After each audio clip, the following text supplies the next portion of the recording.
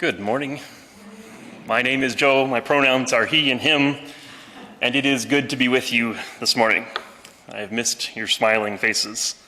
I'm assuming that you're smiling. My imaginary audience is always smiling and laughing at my jokes and very rarely going to sleep. It has been quite lonely in here preaching without all of you. My greetings to those of you on Zoom as well. I would compliment your smiling faces also, but I'm sure by now you've turned off your cameras to go get something to drink while I'm preaching. One of my favorite church services every year is the Good Friday Tenebrae service. Many of you have participated in the version that we do here at Wildwood, and it has looked a bit different, quite a bit different during the pandemic. But most years we gather in this space and we sit around in small groups as we read through the gospel stories of Jesus' crucifixion and death. For each station of the cross, we pass around various items that represent the deep emotional journey to the cross, with the repeated refrain that this story of Jesus is also our story. And with each step on that path, we blow out another candle. We all participate in the journey of deepening darkness. And as we blow out that final candle at the moment of Jesus' death, we sit for a while in darkness, in silence. There aren't any surprises in this service, especially now that we've done it together for almost a decade. We know the Good Friday story ends in death and destruction. We still sit in the tension of that moment, the heartbreak of innocence lost, the weight of the final act, the inevitability of death. This is our story. And then in darkness, I read these words. With this, the day ends. Like the disciples, we are scattered. We leave in shock, in fear, in silence, in darkness, but not without hope. For with the darkness comes the reminder that the Sabbath has begun. Once again, God's work is done. As Jesus said, it is finished. Once again, God rests. And with that comes the hope that once again, against all odds, God's work is good. That's a pretty audacious claim to make, that the death and destruction, darkness of a crucifixion is somehow good. But it's right there in the name that Christians have given the event Good Friday. Certainly there in the symbolic timing, beginning with the holy day of Passover, pointing to the Exodus story, another story where death and destruction leads to salvation. And then ending at the sunset, marking the beginning of Sabbath, the day of rest, pointing to that creation story where God brings order out of disorder, form evolving out of chaos. The rescue is not separate from the tragedy. Creation is not separate from the deconstruction. As Richard Rohr puts it, the undoing is part of the remaking. Let's listen to a piece of a conversation between Richard and his co-host Bree Stoner from the podcast Another Name for Everything. Point to what you wrote about resurrection is incarnation, taken to its logical conclusion. Resurrection is happening all the time in millions of ways and thousands of expressions. Everywhere, all the time. And it's the pushback of death that makes it hard to see. that it's pushes forward, but then it's undone. Pushes forward and then is undone. And that's why the cross had to be given as this dramatic symbol of even the best will be undone. I don't know why God created the universe that way. I really don't. That the undoing is the part of the remaking. And maybe that's at the core of the biblical notion of faith. This all means something. This is still good, and this is still going somewhere. And that is planted in us. That's the divine. That's the seed. I said it in one of my books somewhere. You know, the thought that almost every animal in nature, and even as a family pet, dies a painful death. Almost every reindeer goes out and sits in a field and dies from a liver disease. I don't know what reindeer die of, but boy, this is nonsensical. And that's going to be my first question of God. How come you shaped it that way? But the cross is telling us, this is the shape. Don't be afraid of it. We're still afraid of it, though. I am. Yeah. And I just don't like it. Well, I don't think any of us do. And I kind of just want to pause on what you said, because it's hit me in such a profound way. This phrase, the undoing is part of the remaking.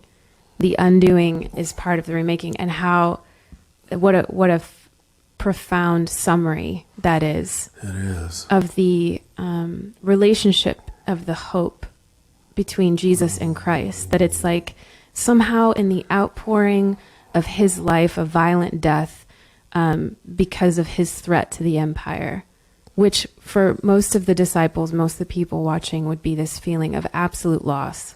Like, what a waste. What a waste. The only world they ever knew. What a waste of this gifted, prophet, person, rabbi, however they saw him. And yet the idea that you're saying is that nothing is ever wasted or lost. Somehow the outpouring of our lives, the outpouring of everything that happens, is woven into this remaking of something bigger, something good, that takes, an eternity perhaps to manifest.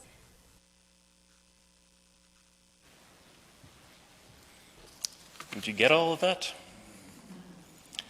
The undoing is part of the remaking. I don't entirely understand it either, but it has been echoing around inside of me for a while now. And I wonder if that's what Jesus is saying to his friends in our scripture text from John 16. In the middle of what we call Holy Week, they were caught up in the tension, the undoing of the world as they knew it. They had pinned all their hopes on Jesus. They had left their nets, their livelihood behind to follow him. They had named him Messiah and King. They organized this big coronation rally. But Jesus didn't claim his throne on coronation day. Instead, he started talking about death. A grain of wheat being planted, dying in order to bring fruit. Then he walked away, not leading the crowd in revolution, but hiding from it. And later, instead of a crown, he took up the towel and basin of a common servant. He knelt down and washed the feet of his friends. This was not the direction that things were supposed to go. He was undoing all of their expectations, their plans and investments. And then Jesus said that he was leaving, that soon they would not see him anymore. They would see him again, but differently, with spiritual eyes.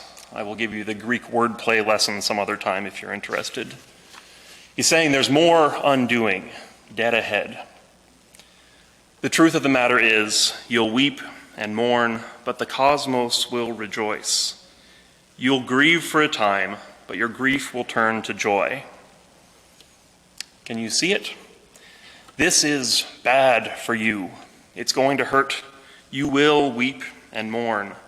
But the cosmos, and that is the Greek word, the universe, the whole thing will rejoice.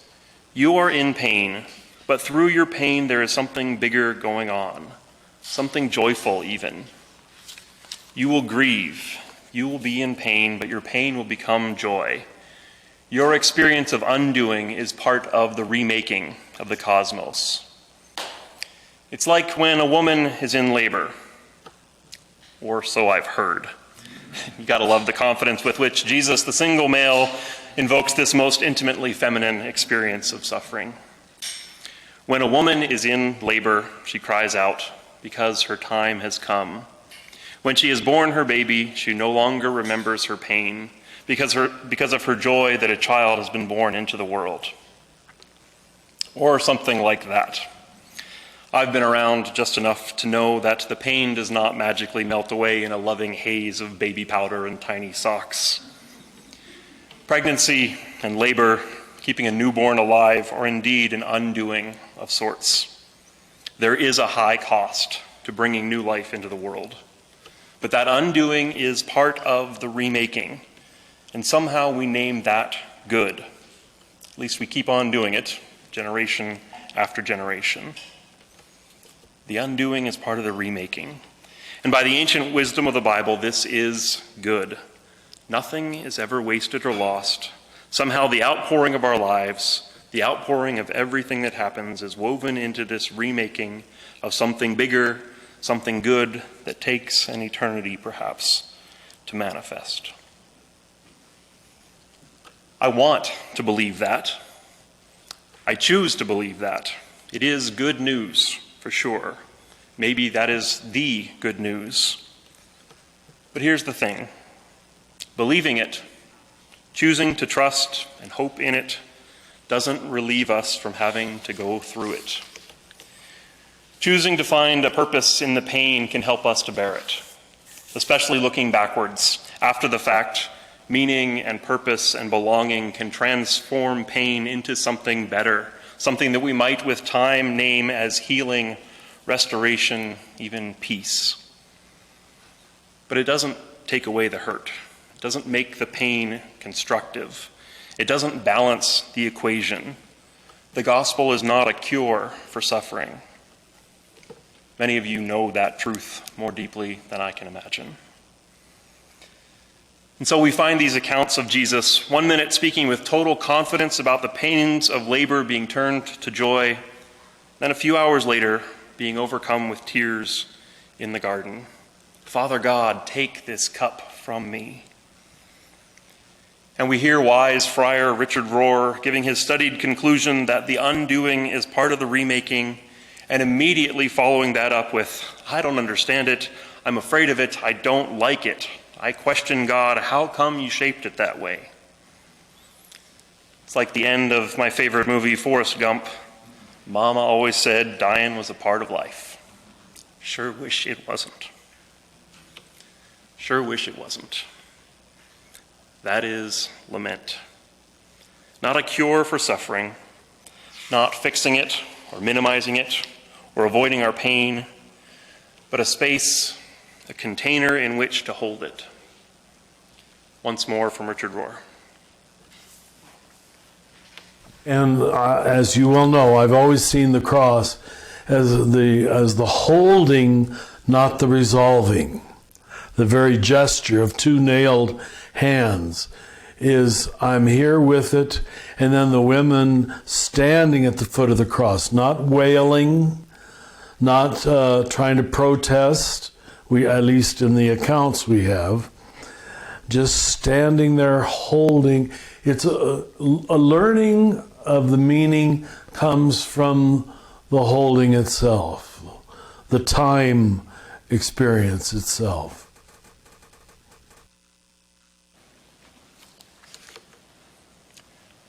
That's an abstract concept, one that calls for us to make it real in our bodies, in our tears, in our sharing, in our presence together.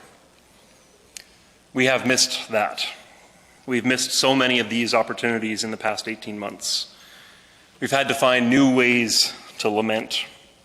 And a whole lot of us, myself included, have often simply pushed those laments away, maybe later, pushed them deep inside, tried to hold them ourselves. And that is okay for a time. We haven't had many good alternatives. But there must be a time to let those rise to the surface, to let them out, to truly hold them, feel them, rather than holding them in.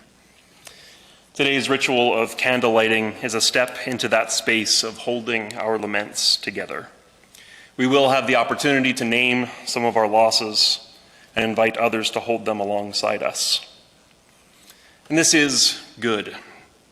But know that there is a whole lot of grief in many of us, and that's going to continue to work itself out as we move through this new season of the pandemic, especially when we come together in the safe spaces of church and face-to-face relationship. My suggestion is that we expect to be surprised by grief for a good long while. Tears out of nowhere, unexpectedly strong reactions to things, maybe some tension, defensiveness sneaking up on us. That would make sense. These are particularly tender days. So may we give each other and ourselves permission to lament as this pandemic rolls on top of the other losses and fears of life. May we give ourselves permission to wonder why, to wish it didn't have to be this way, permission to come undone, even as with our other hand we hold on to the wisdom that the undoing is part of the remaking. May it be.